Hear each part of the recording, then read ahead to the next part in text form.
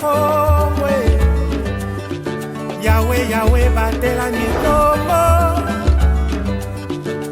Yahweh, Yahweh, benisa mikongo.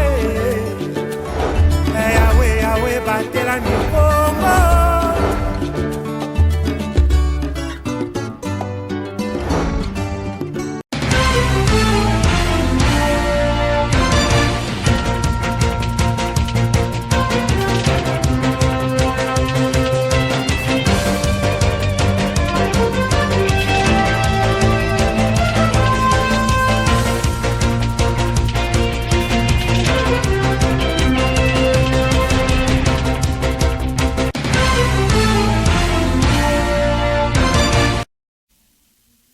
Mesdames et messieurs, le plaisir est pour moi de vous retrouver pour les comptes de cette édition du journal. À toutes et à tous, nous disons merci de bien vouloir nous recevoir chez vous à la maison. Ouvrons cette session d'information à Matadi, chef-lieu du Congo central, tête à tête, ce mercredi 24 août 2022 entre le directeur de programme de ma bannière télévision EFM, M. Chamboui Batoubinga, et la ministre provinciale de la justice, droits humains, de la communication et porte-parole du gouvernement, Madame Anne-Marie Ntassa. Leurs échanges ont tourné sur un sujet que va devoir vous dévoiler notre confrère Roger Emisamou dans ses reportages suivis. Soucié d'accompagner le gouvernement provincial dit des larges unions provinciales dirigées par le gouverneur Guy Bandundungidi, le directeur des programmes de ma bannière télévision FM, Joni Chamboui Batoubinga, a entamé ce mercredi 24 août 2022 une tournée de présentation des civilités auprès des différents ministres et commissaires généraux du Congo central. La ministre provinciale de la justice, des droits humains, de la communication et porte-parole du gouvernement provincial est la première à être visitée dans son cabinet de travail. Après son directeur de cabinet, Madame Anne-Marie Ntassa a échangé longuement avec son hôte. La ministre de la Justice, des Droits humains, de la Communication et porte-parole du gouvernement s'est dit satisfait de cette visite.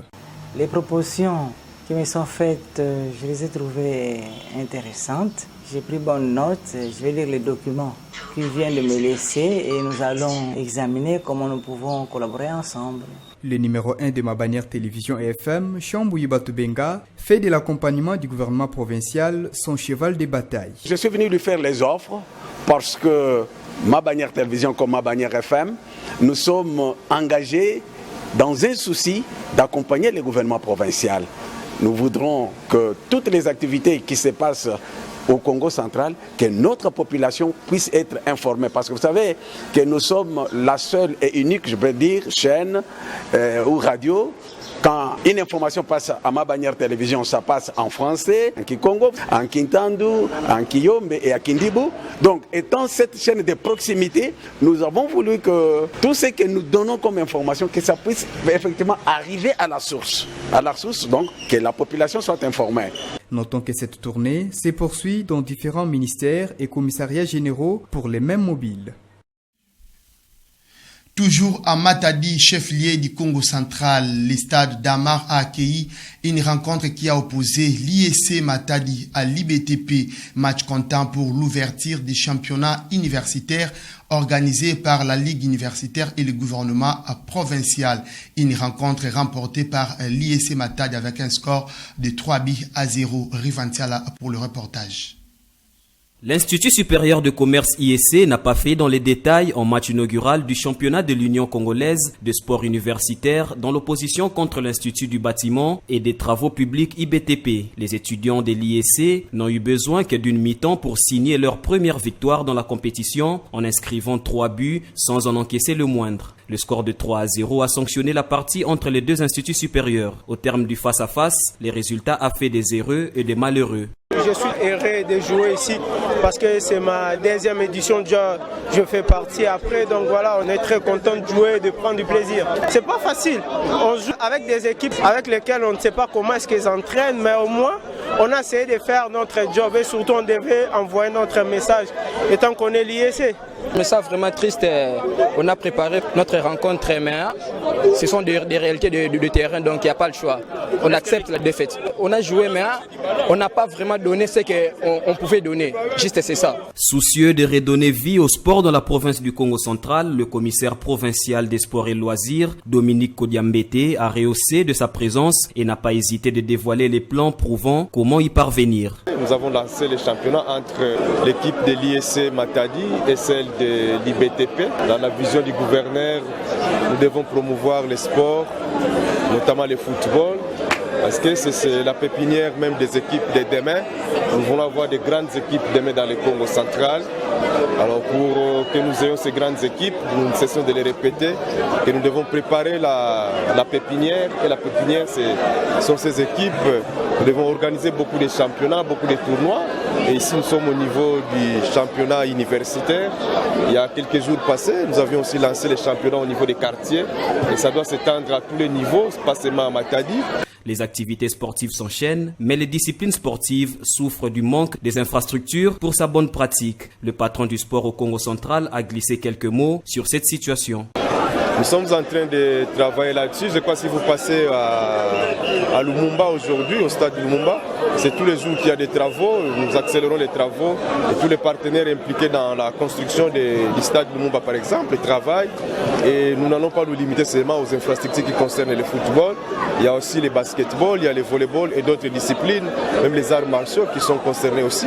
Pour présenter un sport de qualité, nous devons avoir aussi des infrastructures. À noter que le championnat de l'Union congolaise des sports universitaires se joue dans 6 poules, en l'occurrence Matadi, Boma, Mwanda, Mbanzangungu, Kimpese et Kazangulu, et il réunit 21 établissements universitaires. Débuté ce mercredi 24 août, la compétition prendra fin le samedi 15 octobre 2022.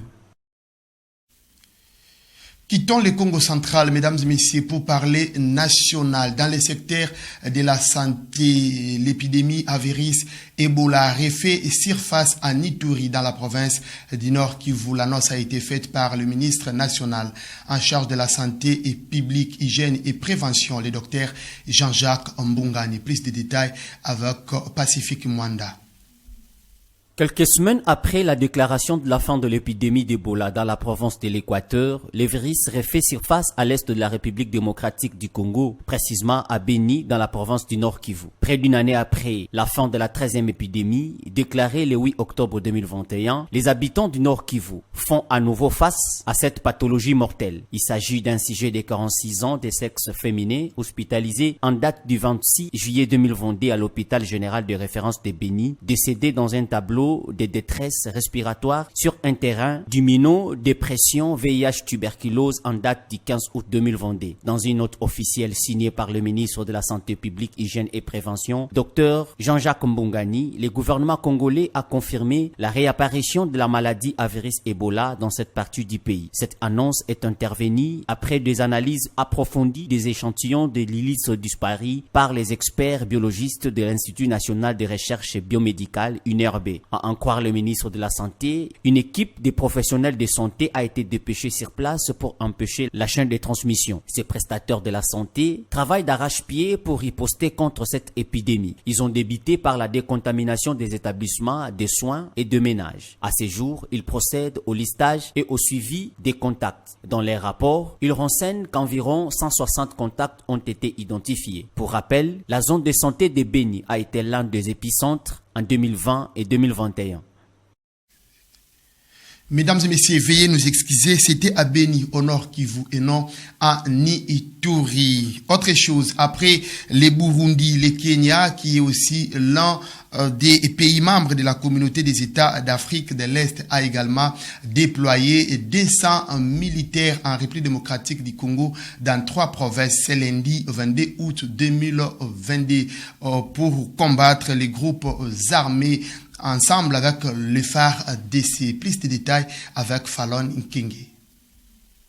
Cette armée des pays de la communauté des États d'Afrique de l'Est, EAC, sont appelés à se joindre aux forces armées de la République démocratique du Congo pour rétablir la paix dans la partie est du pays, dans le cadre de la mutualisation des forces préconisée par le chef d'État de cette communauté. Le lundi 15 août 2022, les forces de défense burundaises ont fait le premier pas en s'installant officiellement au sud Kivu. Dans le même ordre d'idées, ce lundi 22 août 2022, le Kenya a également déployé 200 militaires dans les provinces de l'Ituri, du Nord et du Sud Kivu. Selon des sources kenyanes, ces membres des forces de défense du Kenya, KDF, déployés en République démocratique du Congo, vont constituer la force de réaction rapide signalée à la garnison Ambakasi après avoir été formée rigoureusement 5 mois durant pour les préparer à l'exécution et la réussite de la mission. Le même source précise que l'équipe de la force de réaction rapide KRF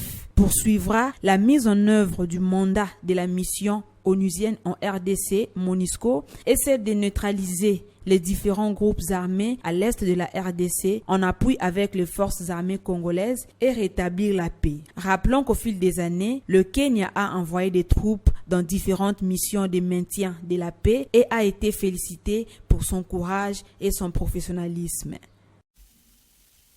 Mesdames et messieurs, place à l'information au-delà de nos frontières. Les Angolais étaient appelés ce mercredi 24 août 2022 aux urnes pour se choisir un nouveau président et le nouveau représentant au Parlement. La commission électorale a enrôlé au moins 14 millions d'Angolais pour ces scrutins. Plus de détails dans cet élément de nos confrères d'Africa News. Le jour de vote est arrivé en Angola. Les bureaux ont ouvert ce mercredi à 7h heure locale.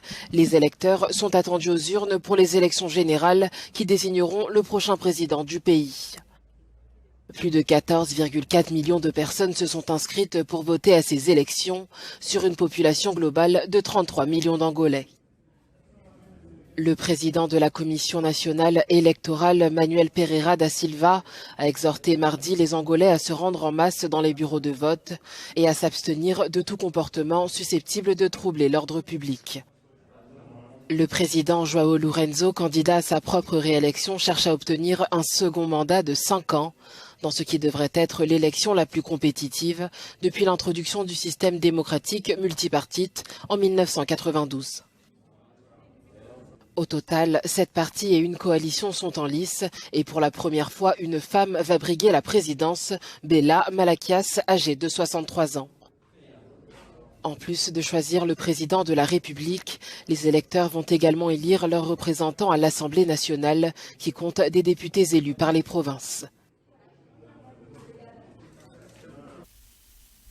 Mesdames et messieurs, nous sommes arrivés à la télophase de cette édition du journal. Merci de l'avoir suivi et bonne suite des programmes sur les antennes de Ma Bannière Télévision. D'ici là, portez-vous bien et au revoir.